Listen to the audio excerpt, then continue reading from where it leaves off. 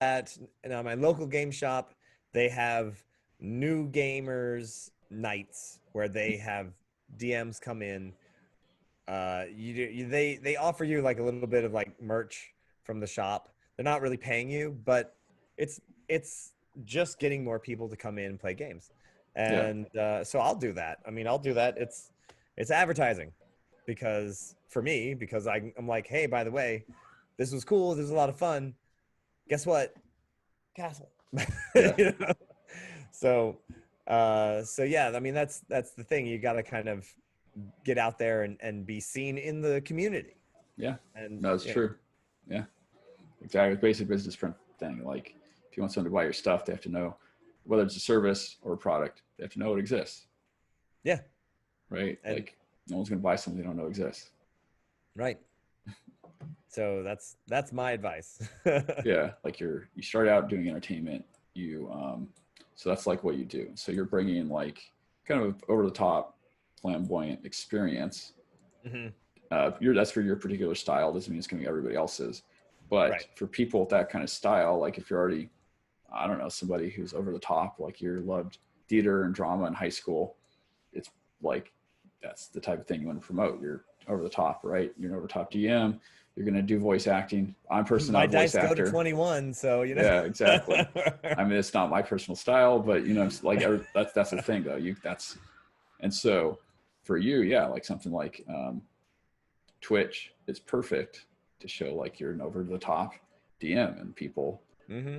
some people are going to love that. Like you're going to do the voice of, I don't know, like Hamlet talking to a skull, right? Like you're going to get into that whole I let monologue one of my type other thing. players do that because he actually plays Shakespeare at Renaissance fairs. So Yeah. he true story. So I do like a few voices. I'm not like a huge voice actor. Like I know Yeah. Critical Role, but I don't even try. It's like that's not even. But I will do a few voices. There's a bunch of stuff. But actually, one of the other guys, one of my other players, is plays Shakespeare at a lot of Renaissance festivals, and so he will go Do the, off yes. on the epic, like, Off and does protest.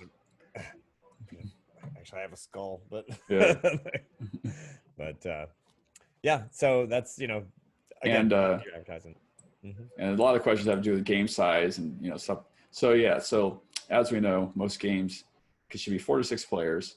Hmm. That's the best size, and I'm sure you've experienced that too. Anything Yeah, more becomes that's if game quality suffers. Yeah, once you get past 6, it's difficult yeah. in my Even experience.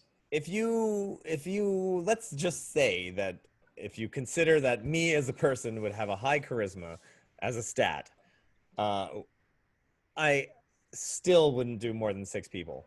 Yes, It just bogs down the game, and you can't give everyone the kind of attention that I feel like you should have. Now, yes, I will also say that if all of the people at your table, and this is literally only for me and the other performers that I know who dungeon master, if your players already love you to death, then maybe you could have 7 players because they just want to hang out with you. Just because yes, but otherwise, don't do it. yeah, The 6 is the max. It just bogs down. yep, I want all of my players to feel like they're having a great time and also be involved and also feel like that they're getting their moment. mm, Especially if you are charging. mm, If you are getting money for this game, everybody better come away with a feeling that something. they got their money's worth Yes, and they had a good time. I will So say 4 is actually the ideal number, but the reason why 4 doesn't work is because if somebody doesn't show up, your game doesn't happen, and that is my personal experience. 6 is the perfect number because if 2 people don't show up, which does happen and has happened to me many times, you can still have a mhm, game. But as soon as, but if you have 4 people, like there's going to be very often when just one person can't make it, yep, and your whole that's game can't 25%. happen. Yeah, your whole game can't happen because it's 3 has a really rough time with encounters, and it just becomes a lot more difficult to play the game with 3 people. It's Hmm. just once you get below 4, I mean you can do it, but Yeah, it's usually you make everything from 4 to 6, and then you get 3, and it's like, oh, well, it's gonna be a lot harder. And now, sure.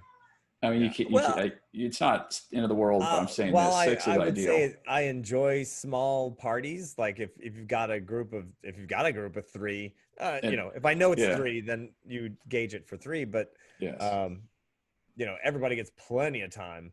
So, but yeah, I mean six is the yes, yeah, and also you're gonna make more money off six because you're six yeah. people. It becomes not worth the. There's a time money proposition, and it becomes three players Right, paying $10 an hour. right. Like you're only Well, I was gonna making say there's a minimum, but then yes, yeah, if you're adding those extra players, then that's you're trying to figure out how much to charge. It's like yeah, basically, but uh, but yeah, definitely there's a minimum. So you could be yes, playing with one person, you still need to get paid.